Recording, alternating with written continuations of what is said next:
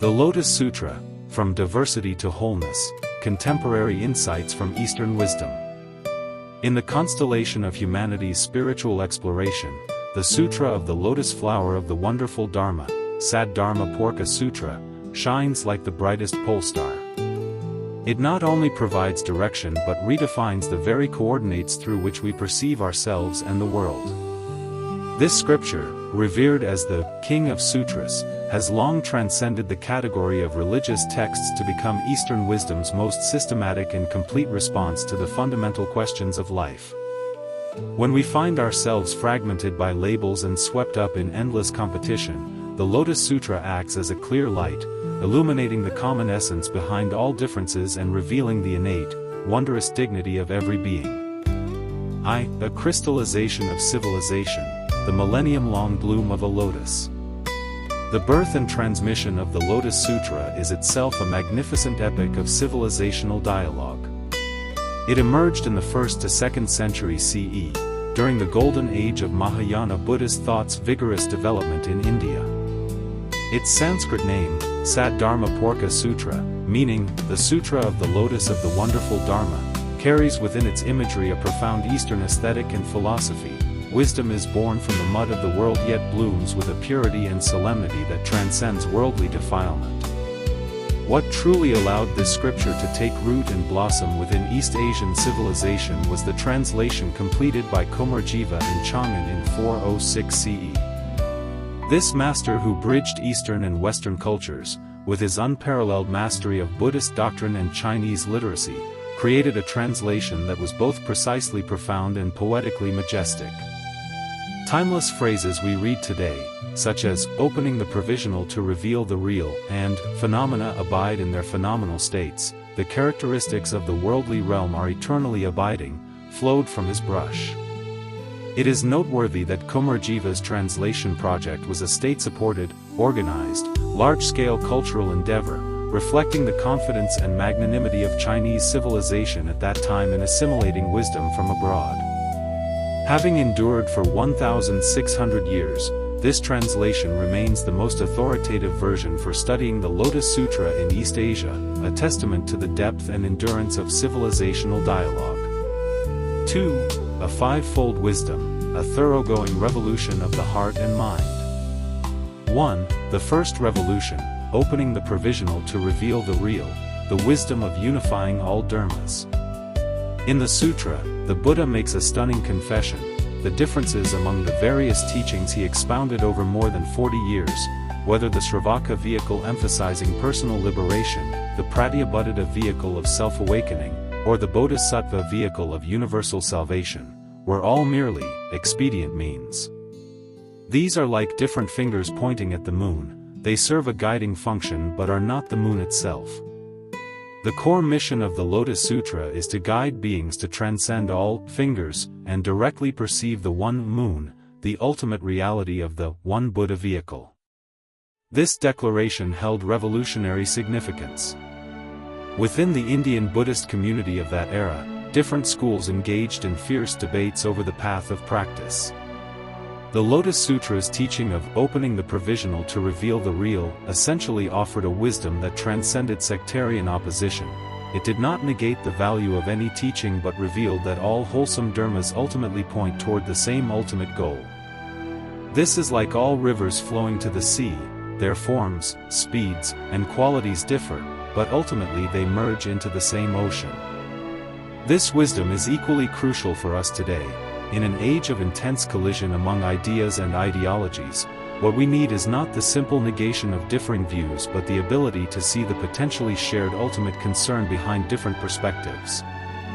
2. The second revolution, the Buddha nature of all beings, the foundation of life's dignity. This is the Lotus Sutra's warmest and most powerful declaration.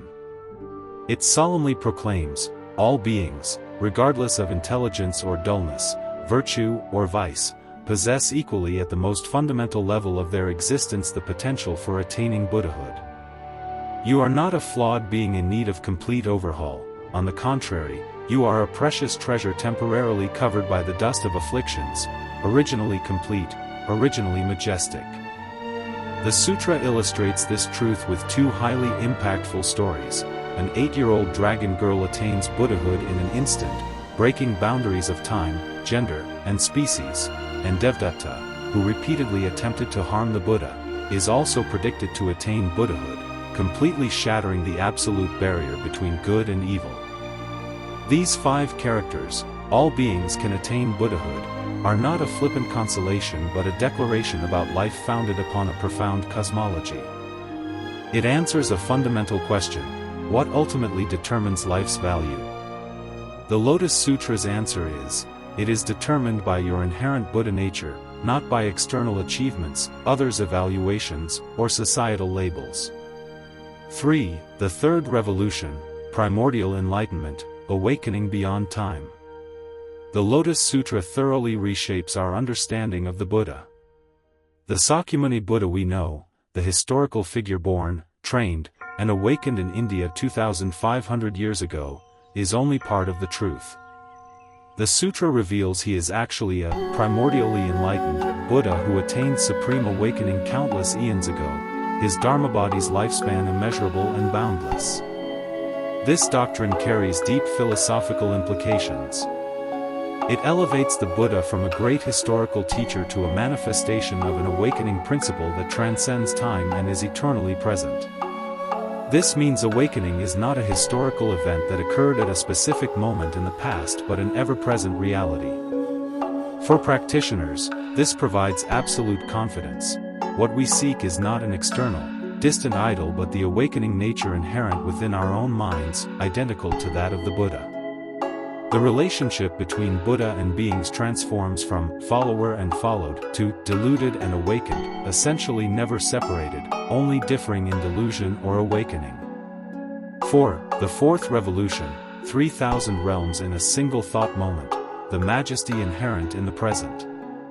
Based on the essence of the Lotus Sutra, the Tiantai school's founder, Master Z, elucidated the ultimate mind-only philosophy of 3,000 realms in a single thought moment. This theory reveals, a single present thought of a being is not an isolated, insignificant delusion but instantaneously and completely contains the entire structure of the whole Dharma realm. 3,000 is not a specific number but symbolizes the infinite, perfectly interpenetrating totality of all phenomena.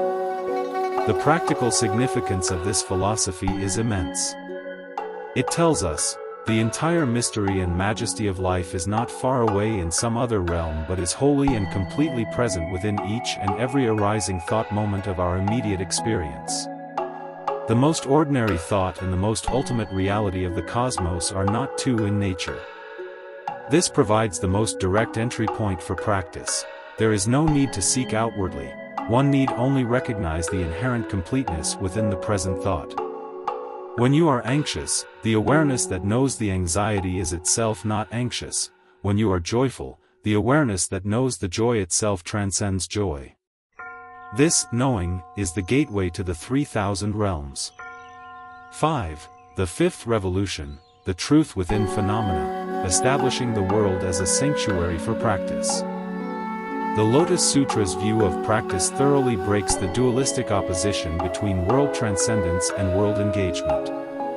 It explicitly advocates that all means of livelihood accord with the true Dharma, all proper occupations and daily life are themselves sanctuaries for practice. True bodhisattva conduct is not about withdrawing from the human world but about illuminating oneself and others with wisdom and compassion amidst the hustle and bustle of worldly life. This idea is concretely embodied in the practice of the 4 bodhisattva qualities of patience, diligence, compassion, and wisdom. Patience is the mental resilience cultivated in adversity, diligence is the professional spirit maintained in one's work, compassion is the empathetic capacity demonstrated in relationships, wisdom is the profound insight formed in a complex world.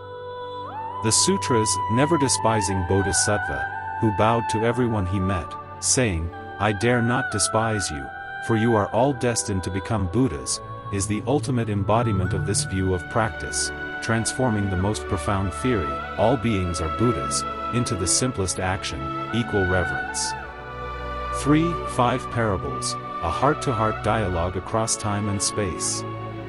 The profound philosophy of the Lotus Sutra is made accessible and relatable through 5 vivid parables, stories long since absorbed into the bloodstream of East Asian culture. The parable of the burning house displays the Buddha's skillful wisdom, luring children from a burning house with promises of 3 carts only to give them a great white ox cart, symbolizing that all expedients ultimately lead to the ultimate.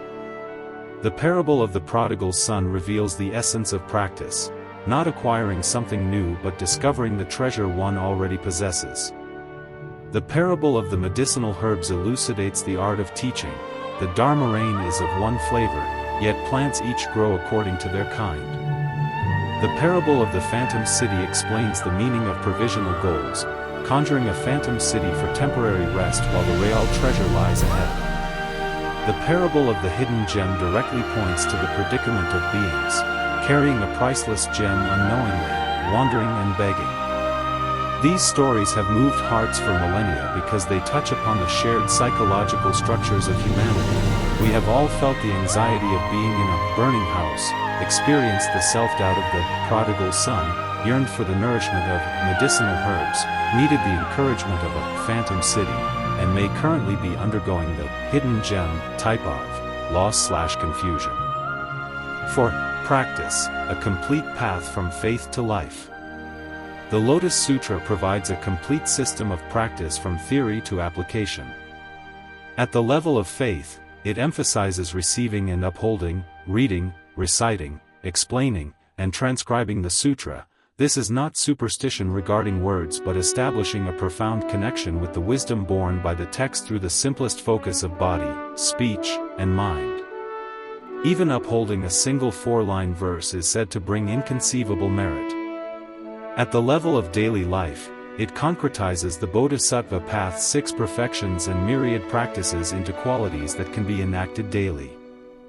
Among these, the most distinctive is the practice of the Lotus Samadhi, a deep state of meditative concentration attained through reciting and contemplating the Lotus Sutra. Historical records state that many practitioners, through diligent cultivation of the Lotus Samadhi, attained inconceivable experiences and wisdom. Contemporary resonance, the modern value of ancient wisdom. In our contemporary society, marked by value pluralism, rapid pace, and anxious hearts, the wisdom of the Lotus Sutra demonstrates remarkable relevance. When involution culture makes us feel insignificant and alienated amidst endless comparison, the Lotus Sutra reminds us, your value is rooted in the dignity of your inherently complete Buddha nature, not in external systems of judgment. This provides a philosophical foundation for establishing healthy self-identity.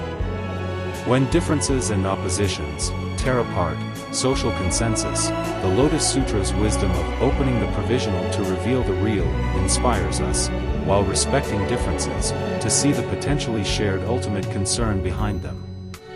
This mode of thinking, embracing plurality while seeking unity, is precisely the wisdom most needed in contemporary society. When utilitarianism leads us to instrumentalize all relationships, the practice of the Bodhisattva path and the Lotus Sutra guides us. The most ultimate achievement is to let the world have one more source of light because of your existence.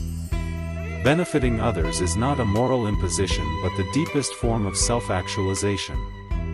When fragmented torrents of information assail our attention, the Lotus Sutra's view of 3,000 realms in a single thought moment teaches us, within one instant of pure and clear awareness is already contained eternal tranquility. True peace is not elsewhere, it lies in the quality of awareness in the present moment. Conclusion, an unending journey of awakening. What the Lotus Sutra offers humanity is not a set of rigid doctrines but an invitation to an unending journey of awakening. It tells us, the ground we walk upon can become a pure land. The joys and sorrows we experience are all fuel for awakening. Each of us, seemingly ordinary beings, holds within the depths the infinite potential to bloom as a wonderful Dharma lotus. The ultimate revelation of this scripture might be summarized thus: the deepest wisdom is discovering unity within diversity. The highest dignity is recognizing inherent completeness. The truest practice is witnessing the sacred within the ordinary. The farthest journey is returning to the home one never left. May this wisdom that has traversed millennia continue to radiate its light in our present age, bringing profound inspiration, inner stability, and the courage to act to every life in search of meaning. On this path from diversity toward wholeness, may each of us find our own wonderful Dharma lotus.